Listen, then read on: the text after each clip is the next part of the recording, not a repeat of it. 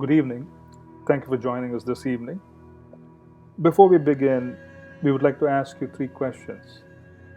The first question is, do you want to die? The answer is a resounding no, immaterial, irrespective of your age, irrespective of your gender, irrespective of your religious affiliation, irrespective of your nationality and socioeconomic standing. Every one of us wants to live forever. This is a very common human aspiration because it is also an intrinsic birthright. It's a part of us where we feel that we have to live forever. Right. And we also see this in the industry. We have billions and billions of dollars being invested by the pharmaceutical industry in trying to manufacture and to create and to invent ways and means for them to be able to prolong life by a few months. And sometimes it's almost sad, it's very sad to see a terminally ill patient who does not have any quality of life left wanting to prolong life by a month or two because of this particular urge for the human being of wanting to live. No one wants to die. Now, let's go to the second question. The second question we have for you is, are you seeking knowledge? And the answer again is resounding yes, because we browse the internet, we watch TV, we talk to each other, we sometimes go and read the same news item in multiple sites, right? There's an immense amount of data being pushed onto us. There's an immense amount of data. Very little of the data is captured in the human brain and processed into knowledge. And very little of the knowledge is actually converted to wisdom, something which we could apply and we could gain from. But why is there such a deep thrust? Why is there such a craving for knowledge? What is it that we're searching for? Very specifically, what we want to focus on is the fact that the self-help industry, the industry which is trying to help people go from subpar performance to full performance, is trying to bring forth 100% human potential. The industry is growing in leaps and bounds. Billions and billions of dollars are being invested because people feel that their performance is subpar. The organizations they work for believe that there's an immense opportunity for improvement. They do not mind putting in millions of dollars wanting their staff to improve. They do not mind putting them through workshops, putting them through seminars.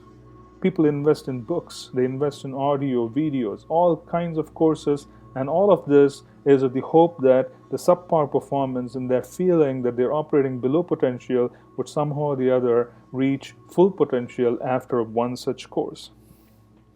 And it is a common pursuit across the board, immaterial, irrespective of a religious affiliation or uniqueness or a distinction or where we come from.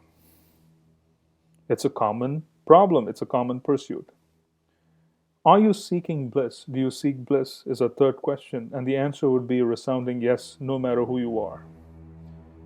We are pleasure seekers by nature. That's a part of us. No one wants pain. We are pleasure seekers by nature, and we are constantly finding ways and means for us to be able to improvise and seek pleasure. This is a part of us. So no matter who I go to in terms of these three questions, do you want to live forever, which is the converse of do you want to die, right? Do you seek knowledge? Do you seek bliss? The answer would be yes. So there is a common thread, immaterial of who you are. We do have a common platform. We have a common quest. We have a common aspiration. And it is so natural because every one of us have these qualities and we want to be able to pursue these goals because it's intrinsically a part of us. So now we have a common problem, and it behooves us for us to be able to go and seek a common solution, right? Now, the solution which we want to propose here, right, has to do with a very, very well-known scripture that is coming in from the Vedic paradigm, or what we call as the Eastern scripture or the Indian scripture. And this scripture is the Bhagavad-Gītā. The Bhagavad-Gītā, in reality, has answers for all three questions. The Bhagavad Gita says that we have the ability to transcend time. The effect of time is that everything gets destroyed. In Sanskrit, time is called kala. It's an aspect of Godhead. It is actually an aspect of Godhead which even an atheist recognizes, because the effect of time is such that it destroys everything. Nothing stays in. No matter who you are, no matter how large, and no matter how big and wonderful the empire could be, it's going to come crumbling down in face of time. It's a fact of life. And the Bhagavad Gita says, and it has knowledge, it has proven knowledge, where it says that you can transcend the effect of time. Right? So the Bhagavad Gita says that we can live forever. We would get to details of how this is possible in future sessions, but the fact is the Bhagavad Gita has answers. The Bhagavad Gita also says that our human potential is far, far greater than most people even recognize. Human potential is such that it has the ability to accomplish great things. The greatness of human potential is extraordinarily minimized by our constantly being impinged on data, or constantly being distracted by our pursuits which are far beneath our full potential. And the Bhagavad Gita says that we have the ability to attain full potential. It has the technology, it has the basis, it has all the instructions that are necessary for one to reach full potential within one lifetime, which is what we are all seeking, immaterial of who you are. And everyone is seeking happiness, and we can always be blissful, is the message from the Bhagavad Gita. The Bhagavad Gita actually has an extraordinarily powerful message of love, and it gives the intrinsic nature of a human being is such that they're pleasure seekers by nature. And it says that you have a right to happiness and you can be completely blissful. So the answers for three common questions, immaterial of how distinct we think we are, or how different we are from our neighbors, how different we are from others whom we see as being different. We have three common questions which you're seeking answers for. There's a commonality. And all those three questions are being answered by the Bhagavad Gita. And what we're going to be doing in the next few sessions is we would be going deeper in trying to find answers. We would be seeking answers for these questions. Not only that, we would also be trying to see how we could apply the knowledge given in the Bhagavad Gita on a day-to-day basis. How could we be a good professional? How could we be a father or mother? How could we be a great student? How could we be any one of those identities that we are in where we could push ourselves to the maximum potential? Right? We will be going through each one of those sessions. We will be doing a chapter by chapter breakdown of what is given in the Bhagavad Gita, and we would be extracting ancient knowledge, and we would want to be able to apply it on a day-to-day basis so that we can reach full potential. That's the whole purpose of these sessions. Today we are just going to focus on the introduction. The introduction and the future courses and the future chapters would also be dealt with in a manner which would be suitable for someone who has never ever come across the Bhagavad Gita, who has never come close to opening it, come close to even knowing what the Bhagavad Gita is. If the Bhagavad Gita is a word that's completely foreign to you, never mind, you're going to gain a lot. Today we're just going to focus on the introduction. We're going to try and see the different aspects of what the book is all about. It's actually the most widely read book in the whole world. And we're going to see a few details of how this came about and what the circumstances were for the Bhagavad Gita to be recorded in history. Right, so let's go on. We have a slide presentation, so we're trying to see if we can match these slides and also be able to speak to it. Right, so this is the introduction to the Bhagavad Gita. We will be looking at a few features of what would help us understand the nature of this book. Right, our purpose, again, just to ensure that we all remember, our purpose is that we're trying to answer three very important questions. We're trying to see if we can live forever. We're trying to see if we can reach full potential. That is, we are constantly seeking knowledge in the hope that some piece of information that is missing in our lives would make our life wholesome, right? And we're also in the quest for happiness, undeniably. So this is our original quest, and that's exactly what we will be doing. But before we go deeper into those questions and try and develop some ideas and implement some of the thoughts that are a part of this book, we would just like to know what this book is all about. How is it arranged? This is over 700 verses, and it's a conversation. But first, let's look at different aspects of the book. So we're first going to talk about the players, who is involved, because it's a conversation, who spoke and who listened, who was it targeted towards, who was the target audience, what was the expectation of the target audience, what was the speaker all about, who was he, right? We're going to be looking at the players, and we're also going back in history. We're trying to examine the exact circumstances which prompted the sharing of knowledge, which came to be known as the Bhagavad-Gītā. We're going to be also looking at the circumstances of why a message of love was shared on the battlefield. It's an extraordinarily unique venue for someone to share a message of love, a message of the future. Because remember, we're going to talk about how to seek happiness. We're going to talk about attaining full potential. We're going to talk about living forever. And then when you start talking about living forever, wanting full potential, and then wanting to be happy, and then bring it to the context of where all of this knowledge came forth. It came forth in the middle of two armies on a battlefield. So the venue is extraordinarily unique, and we would want to examine the reason for the choice of a venue. Speakers choose venues, right?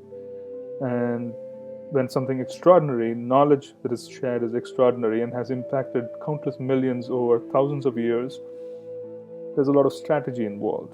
Strategy in corporate world is basically derived from strategy, which is also a part of the spiritual paradigm.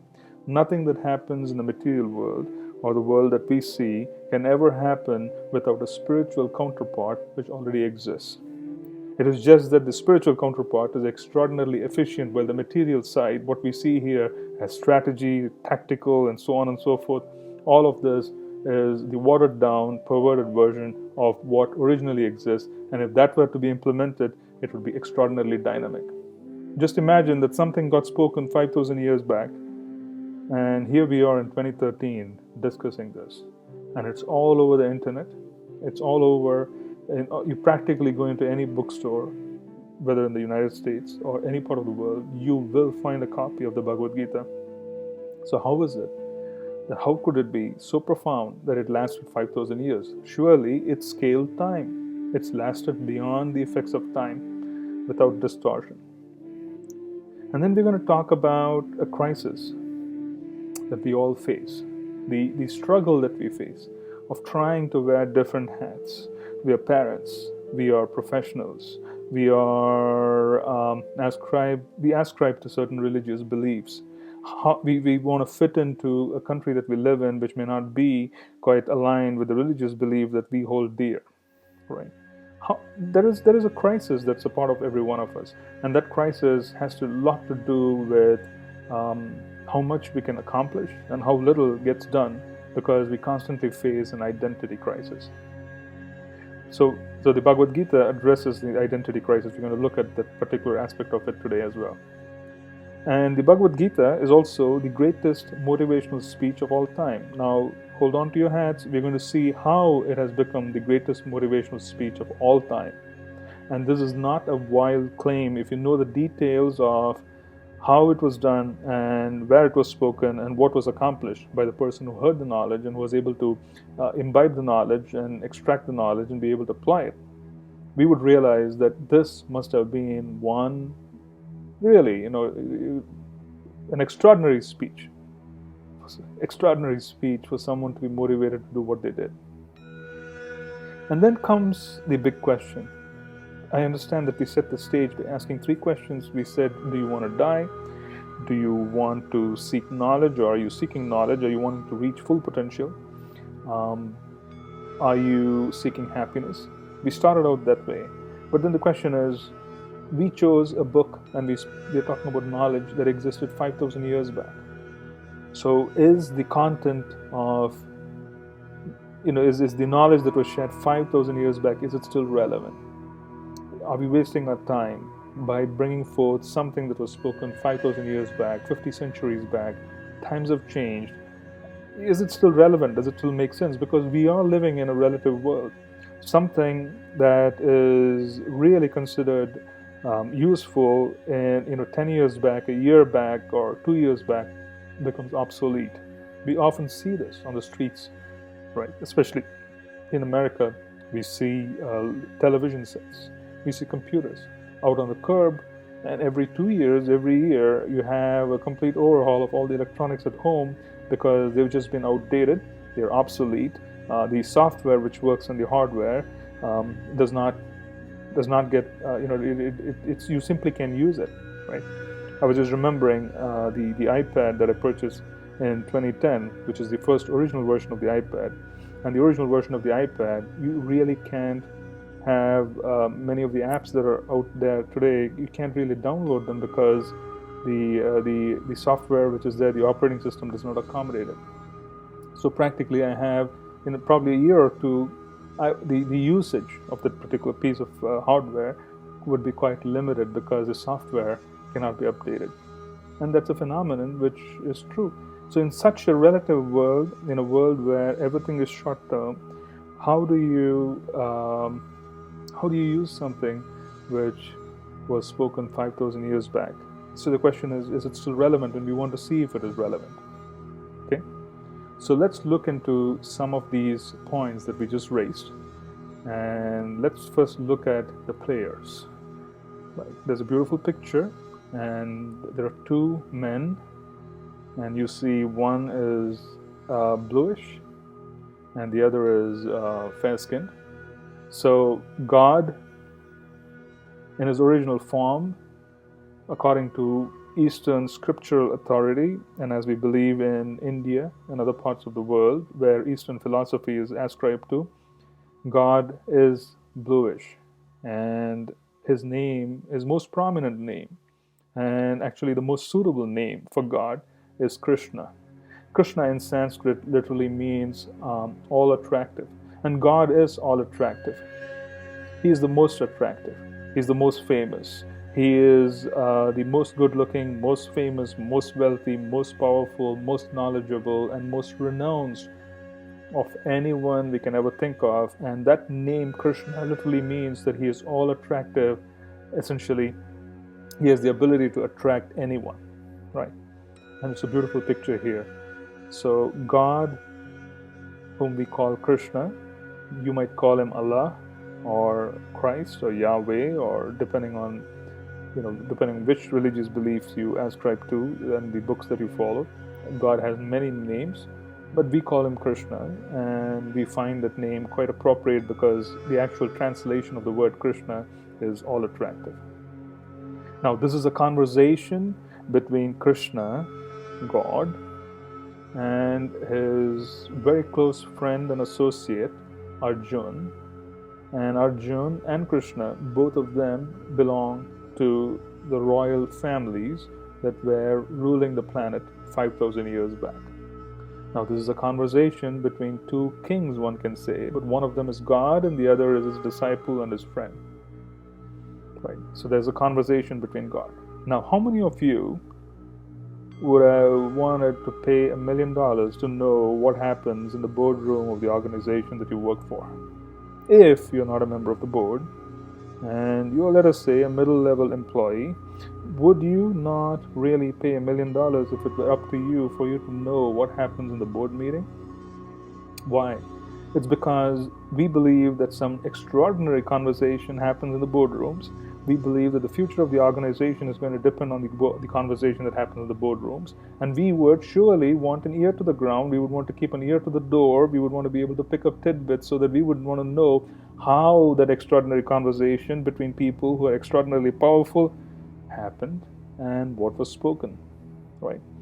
Now, this is a conversation between God and his personal friend, right?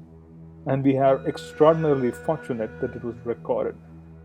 Now, can you imagine how powerful and how profound the sharing would have been between God and his intimate servant? would this not make us curious? Would we not want to know what the conversation was all about? So that was how powerful this was. Really, we really want to know what God said to his most intimate servant, and this was the reaction of other participants. Right? We're going to talk about the venue, and we'll talk about the circumstances. So this is a conversation between God and his intimate servant Arjun, and the conversation was recorded, and this recorded conversation was over 700 verses in Sanskrit. Right? And 700 verses in Sanskrit, if someone experimented and they were to really speak 700 verses, it would probably be around 30 to 40 minutes if the other person, the listener, was as good in the language as the speaker. It should probably be a 30-minute conversation to a 40-minute conversation. It was actually, there was a demonstration where people did make an attempt to share a back and forth, and they found it was like 700 minutes, 700 conversations, 700 verses in Sanskrit would equate to around 30 minutes to 40 minutes. Now, the opposite parties, who else were around them? It was God and his intimate servant. Both of them, as you see in the picture, are dressed in battlefield attire. In the background, we see horse-drawn chariots. We see an army, and this essentially tells us that this was a battlefield, and there were people on two sides, right? And we learn from the context of this particular conversation that the people on both sides were related, but they were actually poised to enter into a conflict of mega proportions. These were actually millions and millions of soldiers who were assembled to go for each other, and this conversation happens right in the middle of the battlefield. Okay, so the players are God and his special servant and a host of others. Some of them are on the side of the General Arjun, and the others are opposed to him. God plays a neutral role, and he becomes a chariot driver. He becomes a charioteer of his dear friend. This was a very unique relationship between him and his friend, where he chose to take on a subordinate position of a chariot driver, and actually it was quite strategic. The reason we're saying it was strategic is because Arjun, who is the military commander, the friend of God, who is the fair-skinned one in the picture, he basically wanted the best charioteer ever, who would not take him in the wrong direction. And who could you possibly ask for, who could do a better job in giving direction than God himself? So he becomes a charioteer. And actually it's also quite symbolic. It is symbolic because this conversation, when it is imbibed into our own lives, we actually make him our charioteer. We actually make him our charioteer, in the sense that he directs our life. Our intelligence is being directed. We are being drawn to the direction that he is pointing to, and that is only going to bring us great auspiciousness. So that's the whole concept of players. Now let's look at the next topic, which is the context of time. 5,000 years ago. And 5,000 years ago, it requires for us to understand as to why and what happened 5,000 years ago. Basically, this was a fratricidal conflict. Fratricidal conflict, essentially relatives, brothers, cousins, grandfather, grandsons, right? All of them getting together on the battlefield on opposing sides because they were extraordinarily conflicted. And what was this conflict all about? The conflict was all about the choice of who is going to be leading the planet, right? And there's a reason for concern, because this was a choice of a leadership that was being made. And leaders, no matter who you are, if you're a father or mother, you're a parent, you are a leader. If you are a professional and you have people working with you, you are a leader. Whenever we assume a position where we have the ability to influence others, we become a leader. So quite naturally, every one of us is a leader in his or her own capacity, because we have someone who is depending on direction, and it depends on us, right? And in such a situation, it is extraordinarily important for us to be able to choose the right leadership.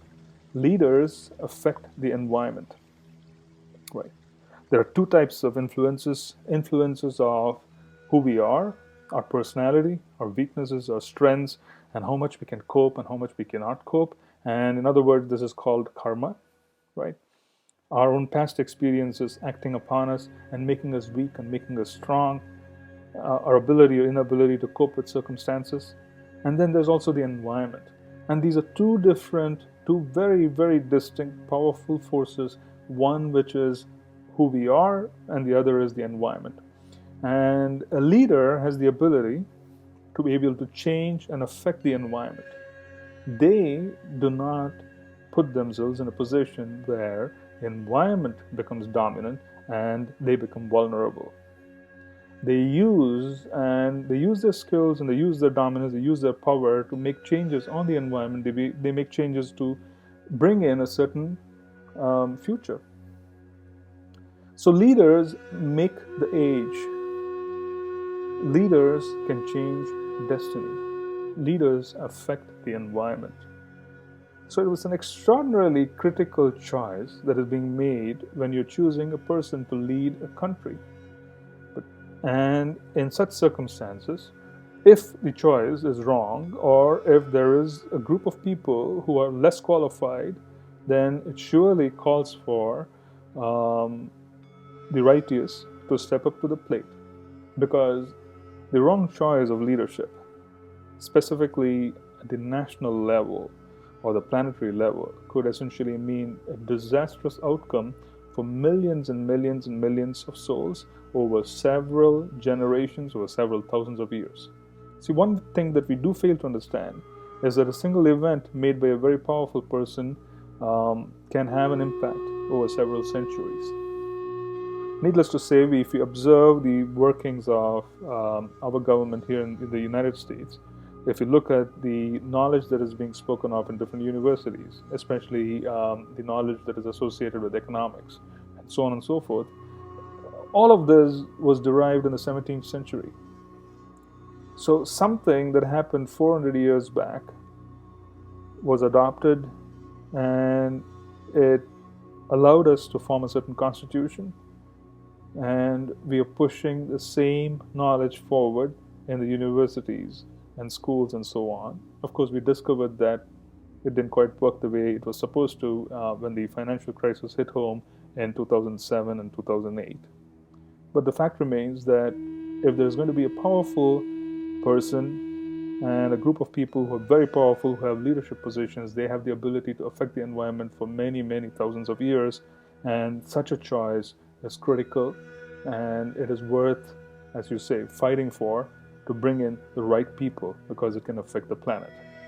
So there was a conflict, and it was a fratricidal conflict, and the idea was that they had to choose to establish a righteous and a theistic ruler to lead the planet. So we just want to spend a few minutes for us to look at the impact of what is this all about, leadership and being theistic.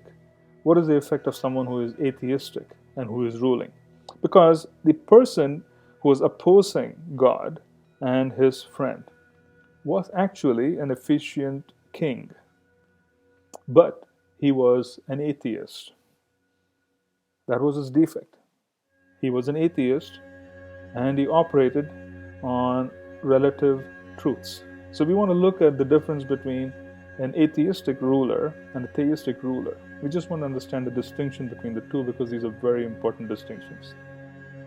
And I'm saying all of this is because we live in an age where we had 9/11, and we live in an age where there's a tremendous amount of sensitivity surrounding theism or religious beliefs and the act of violence. And then this whole exchange took place in the middle of a battlefield, and it was a fratricidal conflict. And here we are saying that the person the two sides that were fighting, where one was theistic and the other was atheistic. Right. So I just wanted to bring about a little context to share as to why is it important for us to focus on the quality of atheism versus theism when it comes to someone who has the big seat in the government, someone who has his hands on the red button. We want to know what his religious affiliations are, not so much in terms of what religion he ascribes to, but more so in terms of how deeply has he imbibed scriptural truths. Is he quality or is he low quality? Is he superficial or is he deep? Right? You want to be able to answer those questions, because that's something which is extraordinarily important, and because his decisions are going to have an impact for several generations. Our children, their children, probably children in the future, every one of them are going to be impacted by someone who is sitting down in the White House or in any seat of government which is powerful. So it's worthwhile knowing the difference between atheistic and theistic leadership. So an atheistic ruler, as we see, is self-centered. Typically he is self-centered, and he has a lot of scope. He has a tremendous amount of there's a lot of scope for an atheistic ruler to be a tyrant. The tyrannical rule comes from atheists, right? He does not recognize, he or she does not recognize the spiritual self. He or she cannot recognize the soul that is within, and the quality of selflessness, real selflessness, is intrinsic to the soul. One who does not recognize the soul but can only recognize the body, right, is going to be self-centered. They cannot help but be self-centered. They cannot help but be self-centered because it's going to be a part of their nature. Now, the contrast is a theistic ruler. A theistic ruler believes in the existence of the soul. He believes in the existence of the inner self. He believes in the essence of life, and the essence of life and the inner self and the soul have an intrinsic quality of wanting to serve and be selfless. There's a constant focus on service. So there's a big difference in just this specific shift of someone who believes in the existence of the soul and wants to pursue technology, wants to pursue the path which would allow him to bring forth the quality of the soul, which is to be selfless, to be able to serve others, versus one who doesn't. Right? Big difference. So an atheist, he is self-centered. A theistic person who really works on himself and is able to be sincere to his beliefs is quite selfless. The atheistic ruler operates on relative truths. Relative truths are truths that can change.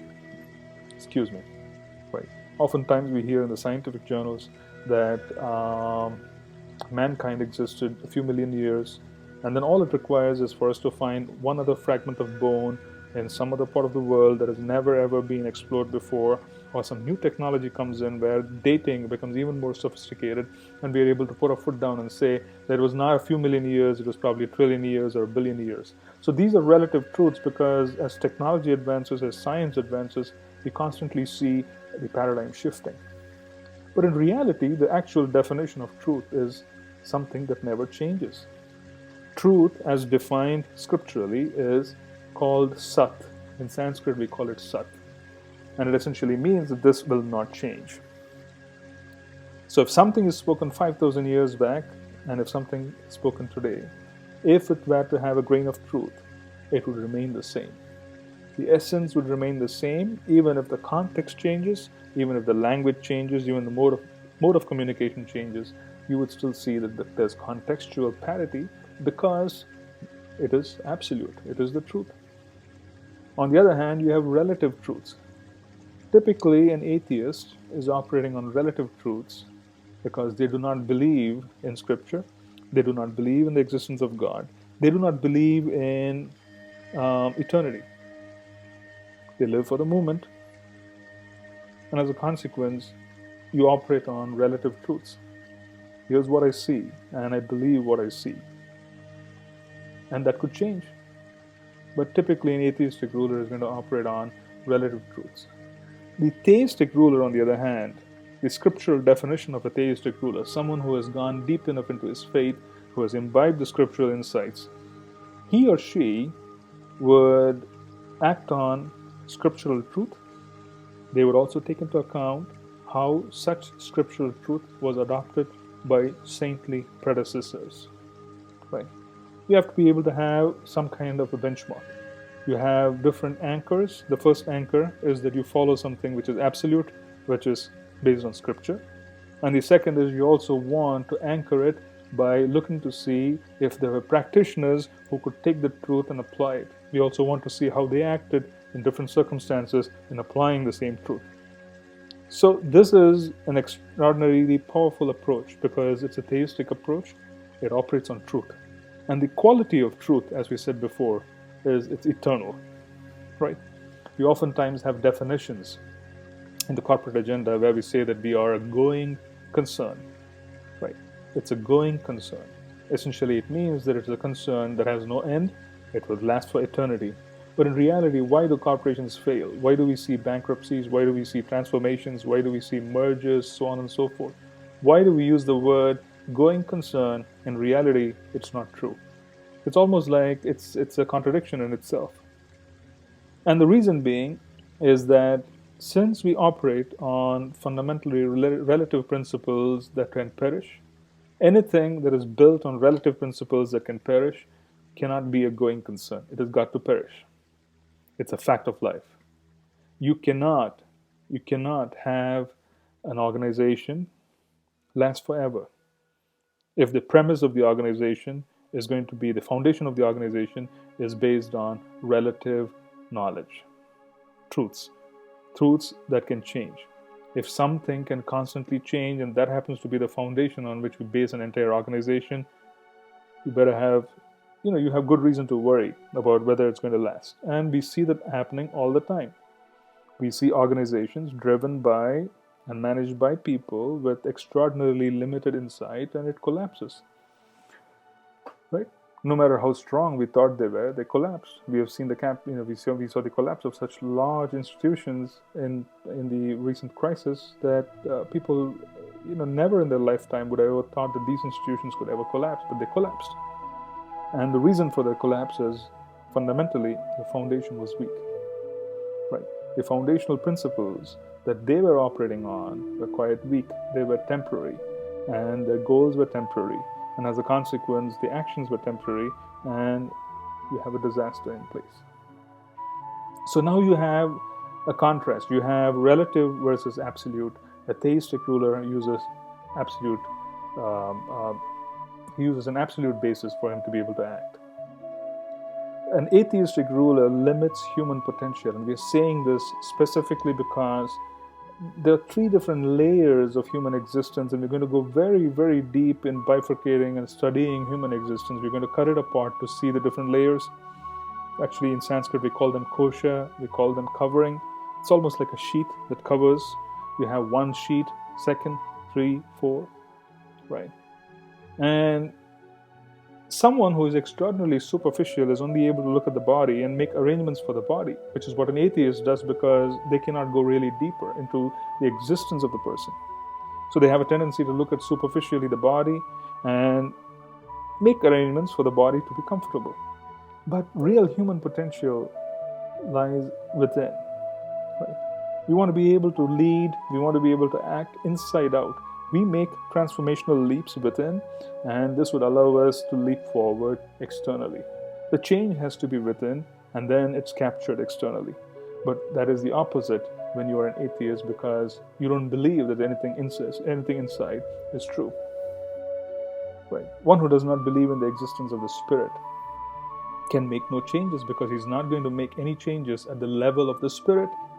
He is only going to believe that there's going to be a change that is required at the level of the body, which is fine.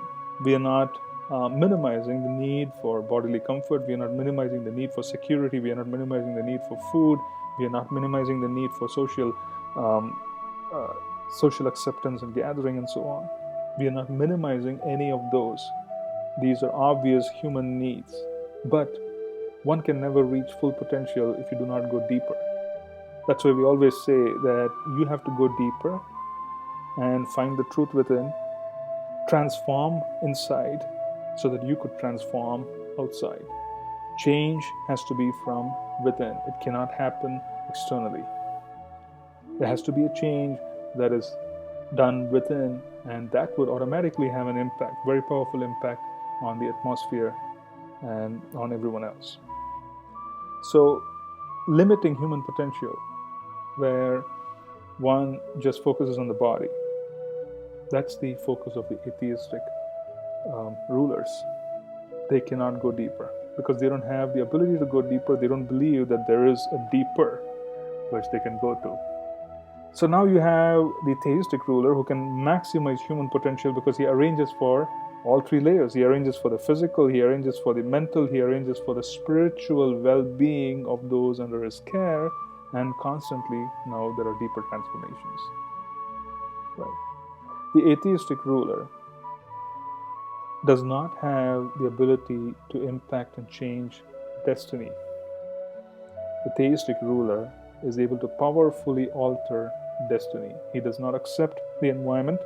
He makes changes to the environment so that destiny and the course of the nation changes, and people who reside in the nation have the ability to move forward. Right. So this is just a very small, brief comparison of the importance of someone who has a responsible position in society to also have a deep anchor of being able to have internal transformations and being able to connect himself to the divine presence that is within and without. Without which you're operating on an extraordinarily flimsy platform, which is dangerous, which has crumbled in the past, it will crumble in the future. So let's look at a few other points before we close today's session, the introduction. Now, we spoke of the unique venue. Why would a message of love, such a powerful message of love, why would such a powerful message of love be shared on the battlefield? Right. The battlefield is a place of conflict, is a place of stress. What is the use of sharing a profound message on the battlefield? Actually, there's a very good reason. Because the battlefield is such that a soldier comes into the battlefield knowing that by evening he is either going to be alive or he's going to be dead. That's not the kind of choice that we make when we wake up. Right? We don't really wake up thinking that by evening 6 o'clock I'm going to be dead or I'm going to be alive. We probably have a long list and we think we're going to be doing 1, 2, 3, 4, some important activity. There could be some activity which probably is less important, some activity which clearly should be skipped, but we still add it to the list and we perform those activities because we really don't believe that this is the last day of our existence on the planet. But imagine entering the battlefield. The battlefield provides a laser-like focus. There can be no clutter. You're not going to be entering into the battlefield worrying about your laundry. You're not going to be entering into the battlefield worrying about something very innocuous, something which is completely, something which can be disregarded. You are going to have a clutter-free mind. You're going to be 100% focused. You're going to be having a laser-like focus. Now, a profound message can be shared when you have an audience which has a laser-like focus, because it can be a very profound, very wonderful conversation. It can be very powerful. So the venue was very carefully chosen for sharing the truth, because in such a venue, a person is looking for the truth. They're not looking for temporary, superficial arrangements. They're looking deep enough for the truth. It's almost like saying that you have 2 months to live. Make a list of things that you find are most important. Such a person is really going to be making a list which is clutter-free. They're going to push everything out of their table. They're going to move all the clutter. They're going to bring in a list and make a list of things that they're going to be doing, a list of interactions, things that are postponed for ages. Right? They're going to be bringing all of that into the part of their lives because they've been told that they have a limited period of time. Right? So that focus is available when you're in a battlefield, and it was very powerfully used. The second part, which we spoke of, is that the Bhagavad-Gītā resolves an extraordinarily powerful, major identity crisis. To tell us the truth, the Bhagavad-Gītā is all about resolving an identity crisis. If we resolve our identity crisis, we would move forward in leaps and bounds. Imagine being in partial amnesia and expecting full performance. There can never ever be full potential and reaching full potential when there's partial amnesia. And that's exactly where we are. So the Bhagavad-Gītā resolves an identity crisis, right? Imagine someone waking up or falling off the bed, not knowing who they are, and they end up going to work. How productive are they going to be? So an identity crisis is all this is all about. And the Bhagavad-Gītā resolves an extraordinarily powerful identity crisis. We're going to look deeper, and we're going to go deeper into the aspects of the identity crisis in the first chapter. And lastly, we spoke of the Bhagavad-Gītā, not lastly, one but. Lastly, we spoke of the Bhagavad-Gītā being the greatest motivational speech of all times. It is the greatest motivational speech of all time because it allowed the listener, Arjun, to resolve his identity crisis and be able to go against all kinds of odds. We're going to be looking into the details and be able to be successful. So it was the greatest motivational speech, and you will know why I'm saying this in the next session. I promise you that.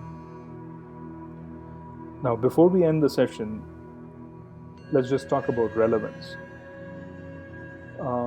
This was spoken 5,000 years back. It was very powerful. It allowed the person to succeed in extraordinary circumstances. Is it still relevant? And the answer is yes.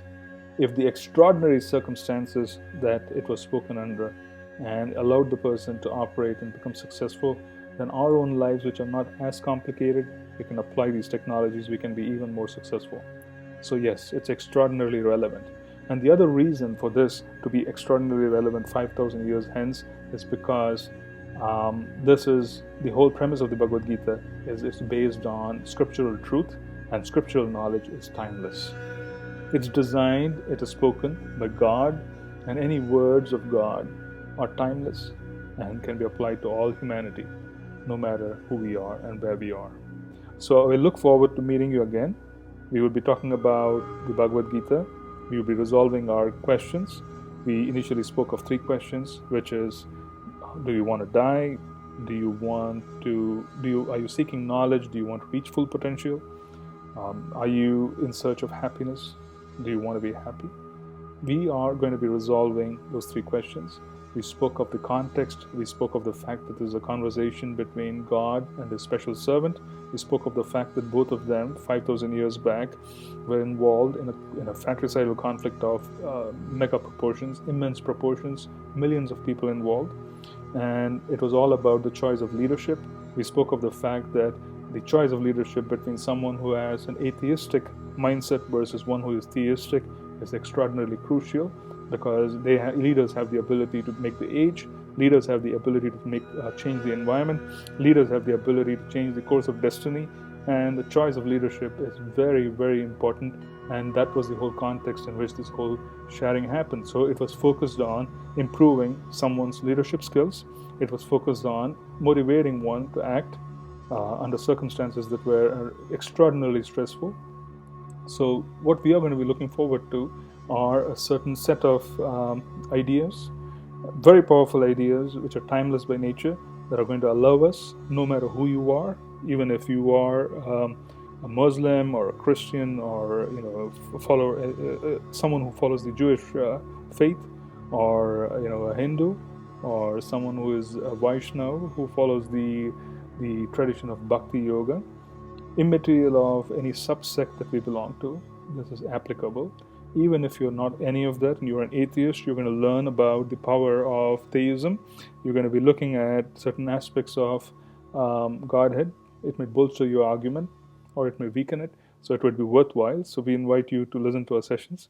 So the next session would be on the first chapter, and we would speak in great detail about the complexity of the circumstances. We would also speak about a lot about the mental state of the participants at that point. So thank you very much for joining me. God bless.